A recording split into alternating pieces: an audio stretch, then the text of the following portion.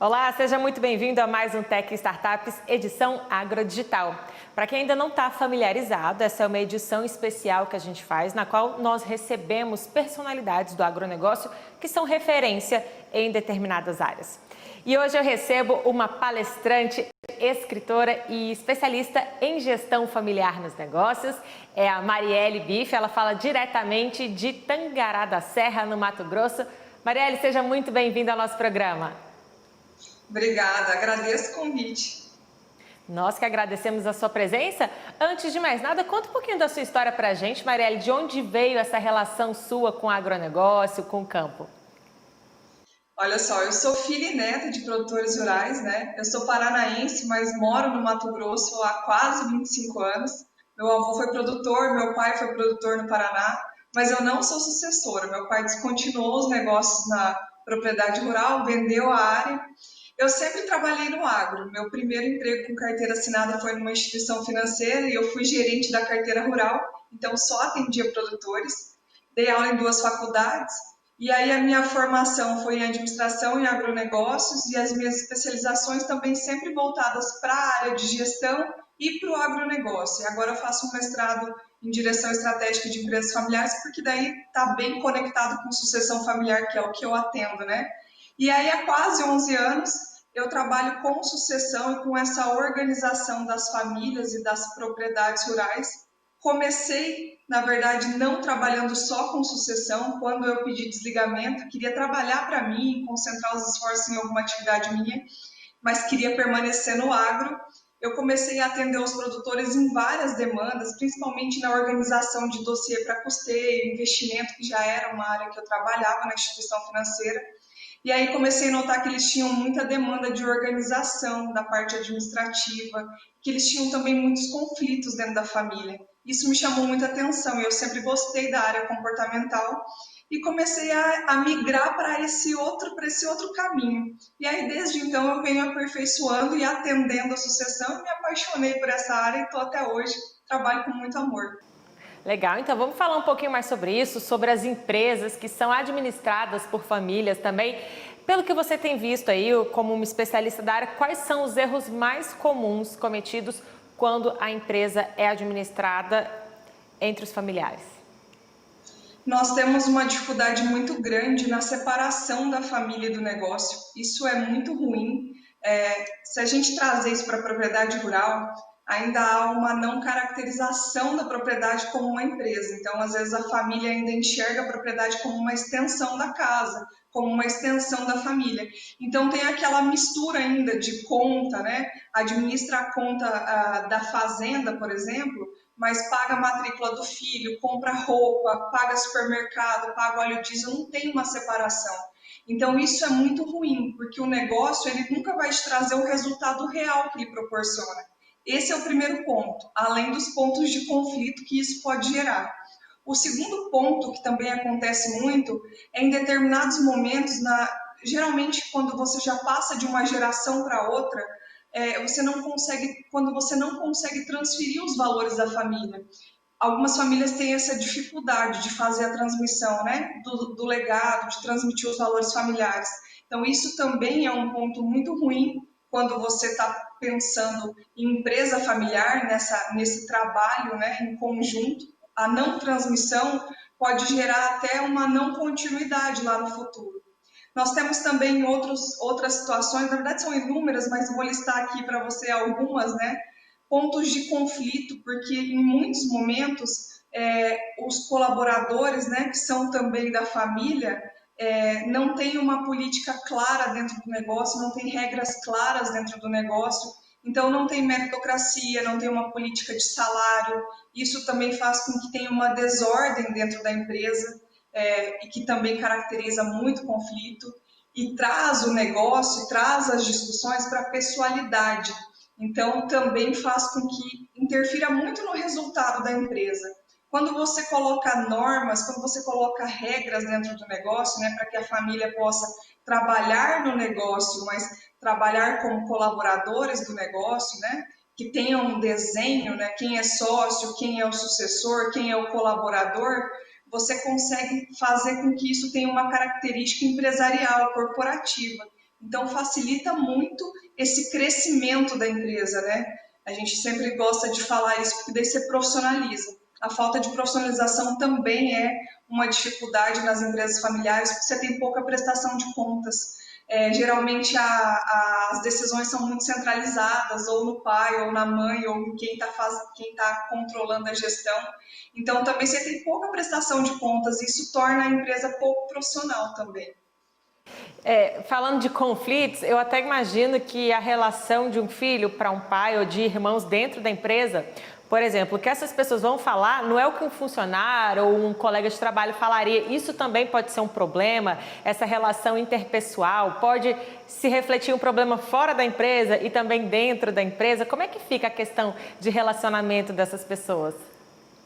Muito. Isso é um problema muito sério, porque quando você está numa discussão acalorada, você não consegue ali, né, mudar o mindset, né? Você não vira a chave para falar, não, agora eu tô com a roupa da família ou agora eu tô com a roupa da empresa.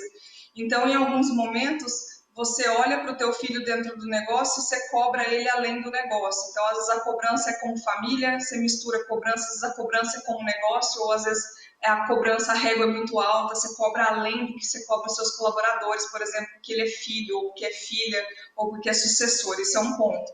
E aí isso também interfere na qualidade de vida fora do negócio, porque às vezes você está no almoço de domingo falando de negócio da família o tempo todo, você está numa viagem de férias discutindo assuntos do negócio, e aí você está na mesa do escritório falando de problema familiar, então você não tem essa separação dos ambientes, isso interfere muito na qualidade, né, do que a gente, tanto na vida pessoal quanto na trajetória profissional também. As coisas precisam ser separadas para que cada um tenha o seu espaço e para que cada um consiga desempenhar dentro dos seus papéis, né, familiar, profissional, o melhor que ele puder.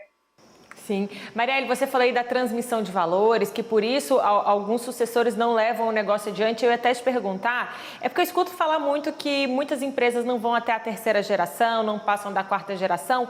Por que isso acontece, né? Porque esses sucessores não conseguem expandir os negócios ou até manter, né? A gente já viu casos aqui de pessoas que acabaram com a empresa quando assumiram. Por que isso acontece? Falta então essa transmissão de valores. Na prática, o que isso significa? Essa transmissão de valores é um dos pontos, sim, né? A gente tem aí uma estatística que apenas 5 a 7% das empresas familiares conseguem chegar à terceira geração e a gente tem no Brasil 90% das empresas que são familiares. Então, é uma estatística aí muito assustadora, né? E a gente tem que achar onde estão essas lacunas. O que a gente observa por esses anos todos de atendimento, e eu atendo o agro, eu atendo as famílias do agro, tanto produtores quanto as empresas de distribuição, o que a gente enxerga dentro do setor, apesar que a dinâmica não é tão diferente, se a gente falar de base de sucessão da estrutura, é que é o seguinte, as empresas, as famílias, elas não se preparam para o processo de sucessão. Então, às vezes chega uma morte ou uma doença ou um endividamento e a gestão ela não está organizada. E a pessoa que vai assumir o comando no futuro também não está preparada, então ela não está pronta para conduzir o negócio. E é por isso que muitos negócios se desfazem ou quebram ou são vendidos. Por exemplo, quando morre o titular, a gente vê muita propriedade rural ser vendida a preço de banana, muitas vezes, porque a família às vezes não sabe nem o valor do negócio, que não participou, que não teve pertencimento, né? Então, esse é um ponto muito significativo que tem que ser observado. Esse ponto da transmissão dos valores também é. E um ponto muito importante também que eu gosto de frisar, mas que é muito doloroso para algumas famílias, mas que a gente tenta sentar na mesa e conversar, é falar para os pais que não necessariamente o filho tem que ser o sucessor. Isso é uma questão muito tradicional e é uma questão cultural que vem ao longo dos anos. Na minha família aconteceu assim, né? Meu pai foi sucessor e cada um todo mundo era meio que obrigado o herdeiro era obrigado a continuar o negócio da família, porque era até uma desonra não continuar todo o legado que foi construído. Mas a gente pode sim ter um sucessor operacional, você ter um conselho de sócios que audita essa gestão desse sucessor que é de fora, traz um CEO do mercado, um gestor do mercado que está preparado. Não necessariamente precisa ser o filho, a filha, o sobrinho ou alguém da família. Só que precisa ser alguém que tenha perfil e que tenha vontade de estar no negócio. porque o negócio é desafiador, qualquer negócio é desafiador. Você imagina alguém que não tenha perfil e nem vontade para conduzir. E aí entra nessa estatística. Muitas vezes a pessoa está ali forçada a continuar um negócio, ela não tem capacidade técnica para continuar o negócio e ela não tem vontade de continuar o negócio. Então também entra nessa estatística desses 5 a 7% aí, que infelizmente é um número muito triste, né, para a nossa realidade. Eu imagino que realmente é um choque para esse familiar não ver que o filho dele ou alguém próximo vai suceder. E eu já até aproveito para perguntar como a gente pode descrever a sucessão familiar? Essa sucessão acontece apenas quando alguém falece, por exemplo, e qual o melhor momento para começar a se trabalhar a sucessão familiar dentro das empresas? Tradicionalmente, as pessoas pensam que é só quando alguém falece, né? Infelizmente, ainda existe esse paradigma, né? Que as pessoas pensam que a sucessão acontece através da herança. E isso é uma barreira que a gente tenta aí, uma conversa que a gente tenta ter com as famílias e fazer um processo de conscientização. A sucessão ela tem que acontecer desde quando o filho nasce, né? Parece uma bobagem o que eu estou falando, mas se você quer que o filho tenha possibilidade de continuar no seu negócio, você tem que fazer ele se sentir pertencido ao seu negócio. Nada garante que ele vai continuar no negócio quando ele crescer, mas se você não envolver ele desde cedo a participar dos negócios, levar ele na fazenda, levar ele a conhecer o que você faz e sentir amor pelo que você faz, é muito pouco provável que ele queira continuar, né? Então, também esse processo começa desde muito cedo. E quanto antes você conversar sobre sucessão, quem me ouviu falar já deve ter ouvido isso muitas vezes, eu falo sempre assim, o melhor momento para começar é ontem, se você não começou, começa hoje. Mas assim, não é nada desesperador também, mas é o começo dessa conscientização. É começar a conversar com a família, é começar a pesquisar famílias que já estão em processo de sucessão, que deu certo o planejamento, que deu certo o processo. O processo de preparo, ele demora. Olha só, um legado que foi construído, que demorou 30, 40, 50 anos para ser construído, não vai ser transferido em um ano. Então, assim, as pessoas têm que entender que isso também é um processo que demora tempo, né? Você vai preparar alguém para transferir a gestão daqui 5, 10, 15 anos. Então, também não é uma substituição repentina. É um processo, de fato, de preparação para que você possa aproveitar aquele familiar ou pai ou quem quer que seja que está no negócio, aproveitar enquanto ele está bem, com saúde, enquanto ele está ativo no negócio, para poder compartilhar todas as experiências e vocês possam crescer juntos, enquanto família, enquanto empresa. Essa visão que as pessoas têm, né, de que depois que falece ou quando adoece é a hora de se preocupar com sucessão, às vezes não é nem que eles só pensam assim, é que starta dentro da família só nesse momento, né? Se preocupam com tantas outras coisas e deixam a sucessão para pensar no futuro. Ou pensam nisso quando a família está com algum problema financeiro, um endividamento ou alguma coisa e acham que a transferência da gestão é o que vai salvar a empresa. E eu sempre gosto de falar que a gestão ela tem que estar organizada para ser transferida. Então, se você está com uma empresa que está falida ou que está no vermelho, você vai transferir o que está ali. Então, a gente tem que pensar que a gente organiza a casa para que possa alguém vir depois e sentar naquela cadeira e continuar a condução dos negócios, né? Então, quanto antes você puder começar a falar sobre isso, eu sei que muitas famílias, a gente recebe todas as nossas demandas e a gente ouve os sucessores, né, que eles procuram muito, às vezes parte muito do sucessor, essa procura por consultoria, que o pai é resistente, que o avô é resistente, que não quer ouvir falar do assunto, mas você tem que começar a margear, começar a falar disso de uma maneira sutil, porque também é um processo que assusta quem está do outro lado. A pessoa se sente num processo de substituição, ela se sente inútil, ela começa a sentir que ela está perdendo valor, que ela está perdendo poder. Então, tudo tem que ser feito com muito carinho, porque não é só o sucessor que tem que ser preparado para continuar, o sucedido também tem que ser preparado para entregar a gestão da melhor maneira. Marielle, quando eu vou a campo fazer algumas reportagens e a gente toca no assunto de sucessão familiar, eu percebo até um receio das pessoas em tocar nesse assunto, né? Porque realmente ficou muito vinculado a falecimento, a substituição. E isso tem que mudar, né? Como a gente pode mudar essa mentalidade do nosso setor? A gente tem que pensar que sucessão é vida, né? Porque é continuidade. Então, está continuando o legado que você construiu. é sempre mostrar que como é difícil um processo de sucessão quando está todo mundo bem. Você sempre vai ter algum desafio, porque a gestão ela é desafiadora, a gestão no agro é desafiadora, né? As propriedades rurais são uma empresa a céu aberto, então você tem aí um monte de fatores externos, né, que interferem no processo de gestão. Então a gente tem que pensar que tudo que a gente puder organizar e se preparar, isso é um ponto muito positivo. Então vamos pensar assim, como é que a gente convence aquele pai, aquele titular que está muito resistente, que não gosta de ouvir sobre isso e que acha que se o filho vier para o negócio ou se o filho começar a participar demais do negócio, o lugar dele vai ser substituído. É entregar um lugar para o filho dentro do negócio que não ameace o lugar do pai e mostrar que eles podem sim trabalhar juntos e que a empresa pode crescer com a ideia do filho somada à ideia do pai. Eu acho que isso é uma dica muito importante que funciona muito nas consultorias que a gente aplica e nas famílias que a gente atende. É mostrar que essa soma das gerações, das experiências, de tudo que o gestor, o titular anterior, né, mais antiga, geração mais antiga, tem de experiência é muito importante, que foi o que trouxe o negócio, construiu o negócio, manteve ele em pé, e também o sucessor que vem com essa inovação e vem cheio de informação, tecnologia, novas formas de se fazer as coisas, ele também tem a sua parcela de participação, que é muito importante, traz um ar novo para o negócio, traz visões diferentes para o negócio. Então, se você puder aí fazer com que essas duas gerações se conversem, o negócio tem muito a ganhar.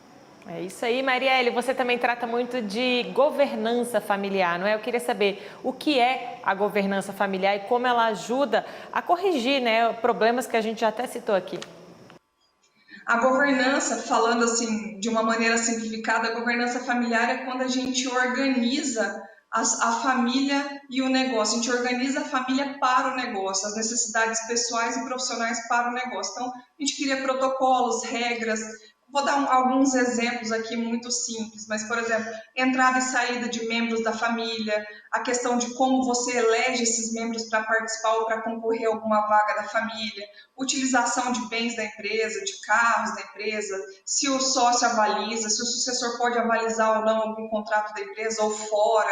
Então, a gente coloca regras no negócio para que a família possa trabalhar como família também dentro do negócio de uma maneira organizada. E isso ajuda a diminuir os conflitos que a gente já falou aqui entre sócios, entre os próprios familiares, certo? Com certeza. Quanto mais organização você tiver dentro do negócio, essa pessoalidade que você tira, mais você trabalha como empresa, né? Então você tem uma conversa corporativa e isso te ajuda a pensar cada vez mais com cabeça de empresa e te manter competitivo no mercado também. Marielle, e mediante a tudo isso que a gente conversou, gestão familiar, governança, sucessão, como a tecnologia tem ajudado em todos esses setores, né? E no nosso agronegócio de maneira geral, imagino que esse ano de pandemia, você deve ter visto algumas mudanças também na forma de administrar e tudo mais. Qual o papel da tecnologia para tudo isso que a gente tem conversado? A tecnologia tem um papel muito importante para as propriedades, né? A gente teve esse ano aí o processo de digitalização muito acelerado dentro das propriedades, né?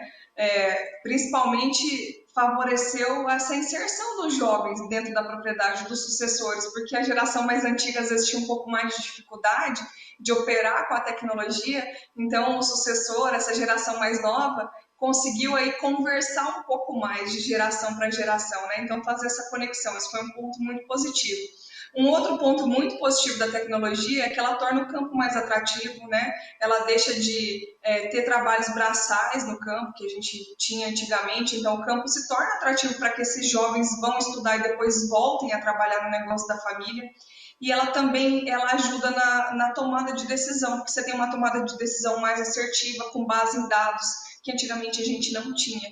Então, isso faz com que o negócio tenha cada vez mais organização que você tenha cada vez mais transparência também na prestação de contas, né? Porque daí você consegue trazer todos os números da empresa, todos os indicativos, né, os indicadores da empresa, para mostrar para os sócios, né, para fazer uma comprovação de resultado no final do ano, por exemplo. Então, você consegue fazer um alinhamento. A tecnologia é muito positiva em todos os sentidos. Eu estou falando isso só na parte de gestão, mas se a gente for olhar para maquinário, se a gente for olhar para sensoriamento climático, para a parte de controle de pragas, enfim, a tecnologia é muito positiva, ela faz você produzir mais com menos, e eu acho que esse é um dos grandes desafios também do agro, né? A gente tem aí uma pauta muito forte na questão da sustentabilidade e cada vez vai ser mais cobrado isso, então as famílias precisam olhar para a tecnologia também com muito carinho, né?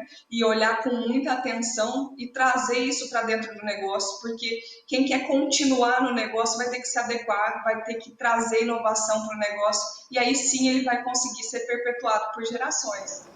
Sim, eu acredito que a tecnologia avançando, a nossa conectividade melhorando, o campo fica até mais atrativo para esses jovens, né? Uma vez eu fiz uma reportagem sobre conectividade, eu fui uma área próxima aqui de Brasília, que é a capital do país, e não havia sinal de telefone, sinal de internet. E o que o produtor me falou é que a filha dele não tinha interesse em ir para um lugar ermo, porque ela não ia conseguir nem falar com os familiares em caso de emergência. Então, eu acredito que para os próximos anos aí, com mais conectividade, com a tecnologia chegando, esses jovens se sintam até mais seguros para tocar essas propriedades rurais. O que você acha? Com toda certeza. A gente já tem aí de sistemas, né, que a gente consegue fazer a organização dos dados offline, né, faz toda essa tabulação, depois você vai num lugar que tem internet, descarrega. Existem várias opções, mas para o jovem, de fato, para que ele permaneça no negócio, sim, vai se tornar atrativo. Mas a gente tem um diferencial também, que é o controle da propriedade não estando dentro do negócio. Você não precisa estar fisicamente lá na propriedade, né? A gente já consegue ver sucessores e gestores que comandam 2, 3, 4 propriedades centralizados em algum escritório. Então, assim, essa demanda também pela presença física, ela diminuiu bastante com a tecnologia, porque a tecnologia permitiu que você tenha uma visão sistêmica da gestão. Então, isso ajuda muito também, até para o sucessor ele morar na cidade e conseguir conduzir os negócios na fazenda, ir lá 1, 2 vezes por semana, por exemplo, enfim, conforme a necessidade do negócio dele. Então, isso é um ponto muito positivo também. E até essa semana, acho que semana passada, saiu uma notícia nas redes que uma empresa de maquinário agrícola e uma empresa de telefonia, né, fizeram uma parceria aí, então, para essa parte de conectividade no campo, e vai alcançar muitas propriedades, vai alcançar um número muito grande de hectares e de produtores. Então, a gente tem uma estimativa muito positiva, vamos dizer assim, para os próximos anos. Eu acho que isso tende a acelerar muito também, que a tecnologia e a inovação no Brasil são muito céleres, né? Então, nós temos uma boa perspectiva aí para os próximos anos. Eu acho que o campo vai mudar muito rápido. É verdade, nesse ano mesmo muita coisa já mudou. Agora, mudando de assunto, Marielle, você é autora do livro Mulheres do Agro. Eu queria que você contasse um pouquinho desse projeto para a gente. Bom, o livro Mulheres do Agro conta a história de 50 mulheres, né, que fazem parte do agronegócio dentro e fora da porteira. Eu escrevi com mais 3 amigas e a gente quis contar a história de mulheres que fizeram a diferença no agro de alguma maneira. Não importa se são produtoras, se são pequenas, se são grandes produtoras, a gente queria também quebrar, né, essa visão de que o produtor rural só é o grande produtor. A gente queria mostrar que quem faz a diferença no agro é quem trabalha com amor e quer transformar o setor. Então, a gente trouxe várias histórias de fora da porteira também, para mostrar que os profissionais que estão atuando fora da porteira e levando a mensagem do nosso agronegócio também participam muito significativamente para o sucesso do nosso setor. Então, foi um projeto muito bacana para deixar um legado aí para as próximas gerações e que realizou a gente muito, porque eu sempre falo assim, eu não tinha a percepção de quão satisfatório era escrever um livro, que você recebe tanto feedback de alguém que leu e que usou aquilo no negócio, ou que se motivou a fazer igual a alguma história. Então, a gente fica muito feliz aí com o resultado. E aí, essa evolução das mulheres ao longo dos anos no agronegócio, como é que você avalia? A gente já teve aí 2 ministras, né? Caminhamos, mas precisamos evoluir ainda mais. O que a gente já avançou e no que precisamos avançar? A gente precisa avançar muito ainda, né? A gente tem um longo caminho pela frente, a gente tem vários números positivos aí, mas nós temos que continuar lutando. Eu acho que é sempre motivar outras mulheres a levarem as suas vozes, né? Enquanto a gente não consegue fazer com que elas cheguem no lugar, nos lugares que elas sonharam, a gente levar a nossa voz e fazer a voz delas chegarem através da gente. Então, eu penso muito nisso. Eu penso também que é fazer com que as empresas do agro fomentem a participação feminina em cargos, né, que antes eram só masculinos, façam eventos, né, para que as mulheres também possam participar, contratem mais mulheres para outras atividades também. Eu acho que a gente tem que pensar em fazer com que a participação seja cada vez mais presente. Eu gosto sempre de abrir um parênteses, porque quando a gente fala de mulher e de homem, eu acho que essa mensagem que a gente quis trazer no livro também, sim, as mulheres sofreram muito preconceito, tem muita mulher que sofre preconceito no campo por ser mulher. Eu sempre gosto de dizer que a gente tem que continuar trabalhando, estudando e dando o nosso melhor para alcançar o que a gente sonha, né? E, na verdade, assim, não levar em consideração isso, né? Porque a gente tem que pensar que o que as pessoas pensam da gente é uma percepção delas, né? A gente tem que tentar buscar ser cada vez melhor. Isso que eu deixo sempre de mensagem para as mulheres que às vezes vêm trazer algum relato. Eu falo, olha, não é o que fizeram com você, é o que você fez com que a pessoa fez de você, né? Fez para você. Então, pensar sempre nisso, assim, o que aquilo te transformou. E uma coisa que eu sempre gosto de dizer, e a gente trouxe essa mensagem no livro porque a introdução, o prefácio e a mensagem do livro foram escritas por homens, é que as pessoas estão no mercado, devem estar no mercado por competência. Então, seja uma profissional de referência, seja respeitada pelo seu conhecimento, que o mercado tem lugar para quem é bom. Então, quando você for uma profissional de qualidade, que você seja referência no seu trabalho, você vai ter o seu espaço também, né? Muito bem. Marielle, quem quiser saber mais sobre o livro, saber mais sobre o seu conteúdo, onde pode encontrar? Bom, as minhas redes sociais, no Instagram eu tô @mariellebif, meu nome mesmo, da maneira que escreve. No LinkedIn também, Marielle Bif, no Facebook também. Nas 3 redes eu compartilho conteúdos técnicos, artigos que eu escrevo para algumas páginas, também algumas coisas do livro, de liderança feminina. Então tem bastante conteúdo aí na rede para quem quiser seguir. Legal. Marielle, antes da gente encerrar, eu queria que você deixasse aí um recado, uma mensagem para quem está acompanhando o nosso programa sobre gestão, sobre sucessão familiar, sobre mulheres. Queria que você ficasse à vontade. Bom, para as famílias do agro, eu queria deixar a mensagem para que elas conversem mais, sentem na mesa com as famílias, com os filhos, né? Olhem sempre para o futuro juntos, né? E tratem com transparência de expectativas, porque isso ajuda muito o negócio a crescer. Para as mulheres do agro, eu quero deixar uma mensagem para que elas nunca desistam de tornar o mundo um lugar mais justo. Eu acho que a gente tem um papel muito importante e que todas possam aí praticar de fato a sororidade, ajudar outras mulheres a crescerem também e a gente desempenhar o nosso papel, e não só as mulheres, os homens também, quem puder crescer, porque se a gente cresce como profissional no agro, o nosso setor também cresce, né? Legal, Marielle, olha, muito obrigada pela sua participação, pelas informações que você trouxe. Tenho certeza que quem acompanhou já sai com muito mais informações e até mais preparado para seguir aí empreendendo no nosso meio rural. Obrigada mesmo. Eu que agradeço. Até a próxima.